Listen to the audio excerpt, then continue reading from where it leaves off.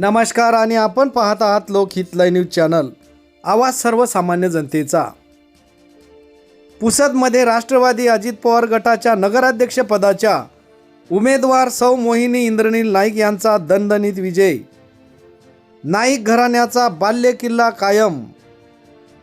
यवतमाळ जिल्ह्यातील पुसद नगराध्यक्षपदाच्या उमेदवार राज्यमंत्री इंद्रनील नाईक यांच्या सुविज्ञ पत्नी सौ मोहिनी इंद्रनील नाईक यांनी नगराध्यक्षपदाचे भाजपचे उमेदवार निखिल चिद्दरवार व महाविकास आघाडीचे डॉक्टर नदीम यांना पराभूत करून अजित पवार राष्ट्रवादी गटाने नगराध्यक्षपदासह 14 जागेवर विजय संपादन करून एक हाती सत्ता मिळवून मोठी बाजी मारून मोठ्या उत्साहात जल्लोष साजरा करण्यात आला।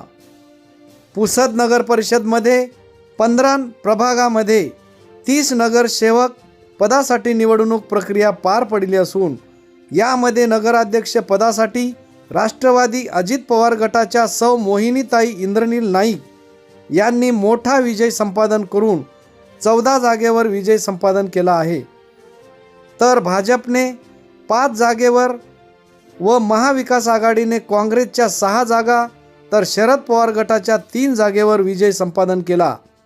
अपक्ष उमेदवारांनी 3 जागेवर विजय मिळवला असून पुसदमध्ये नगराध्यक्ष पदासाठी मोठी चुरशीची लढत ठरली असून मोहिनी नाईक यांनी काट्याची लढत देत थोडक्या मतांनी विजय संपादन केला।